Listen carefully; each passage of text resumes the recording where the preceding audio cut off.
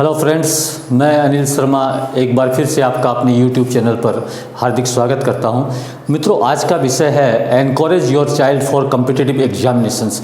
आप अपने बच्चे को प्रतियोगी परीक्षा के लिए कैसे प्रोत्साहित करें, या अगर कोई स्टूडेंट देख रहे हैं तो उनके लिए ये सब विषय हो सकता है कि आप अपने आप को प्रतियोगी परीक्षा के लिए किस तरह से प्रोत्साहित कर सकते हैं।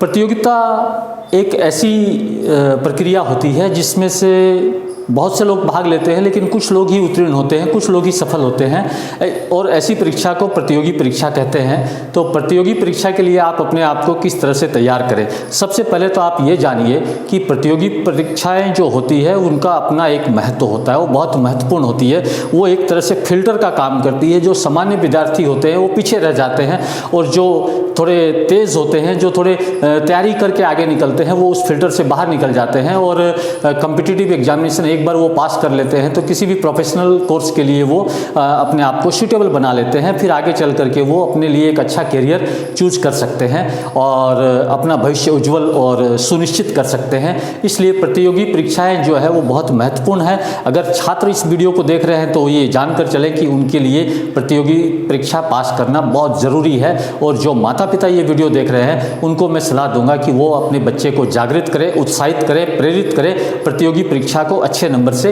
पास करने के लिए।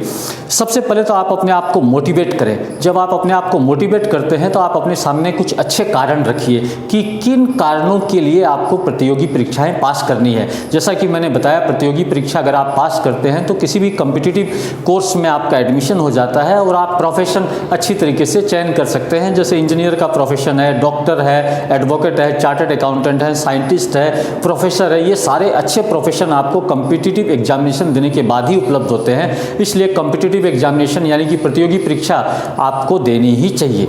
अगर कोई विद्यार्थी बहुत होशियार है, बहुत पढ़ने में तीव्र है और माता पिता भी उसको बहुत अच्छा मानते हैं, लेकिन बच्चा प्रतियोगी परीक्षा से डरता है, तो ऐसे में मैं बच्चों को सलाह दूंगा कि आप शांत मन से पहले ये विचार करें कि ऐसी कौन सी बात है जो आपको प्रतियोगी परीक्षा देने से रोक रही है। ऐसा कौन सा भय है जिसकी वजह से आप आगे नहीं बढ़ पा रहे हैं। उसको आप आइडेंटिफाई करें, उसका विश्लेषण करें और उसको उचित तरीके से अपने मन से निकालें। ये भय अगर आप अपने मन से निकाल देंगे तो बिल्कुल आप अपनी योग्यता का समुचित उपयोग कर पाएंगे, क्योंकि आप पढ़ने में होशियार हैं और आप अच्छी एग्जाम दे सकते हैं। केवल एक भय आपको रोके हुए है, तो उस भय को आप निकाल दें और प्रतियोगी परीक्षा के लिए अपने आप को मानसिक रूप से तैयार करें।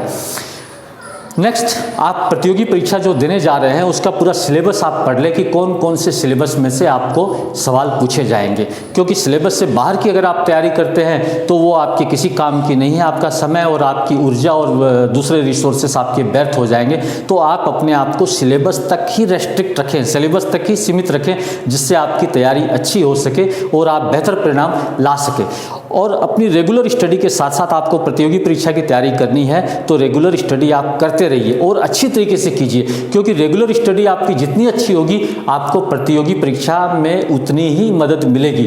और प्रतियोगी परीक्षा के लिए आप अपने लिए कुछ सर्टन टाइम लिमिट निश्चित कर लें कि मैं रोज इतना समय पढ़ूंगा, और इससे आपकी रेगुलर स्टडी भी चलती रहेगी और प्रतियोगी परीक्षा की आपकी जो तैयारी है वो भी चलती रहेगी।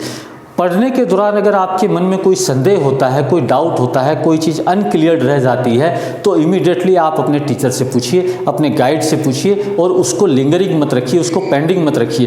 क्योंकि कोई भी चीज़ अगर आपको नहीं समझ में आती है और आप ये सोचते हैं कि इसको बाद में क्लियर करूँगा, तो ये निश्चित जानिए कि इसके आधार पर दूसरा जो नया चैप्टर है वो आप नहीं कर पाएंगे, और इस तरह से लिंगरिंग करने की आदत जो है वो आपके बहुत सारे कोर्स को इकट्ठा कर देगी और लास्ट में ये सारी चीज़ें मैशअप हो जाएगी and all this things put you in trouble. इसलिए डाउट इमीडिएटली आप क्लियर करते रहिए।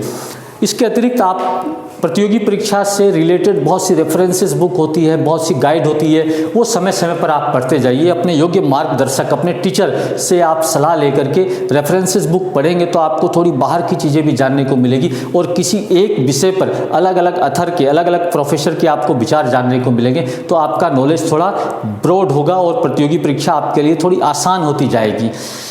उसके बाद आप अपने आत्मविश्वास के स्तर को बनाए रखिए, क्योंकि अगर आपका आत्मविश्वास उच्च कक्षा का है तो आप एग्ज़ाम आसानी से दे पाएंगे और अच्छे नंबरों से पास कर पाएंगे।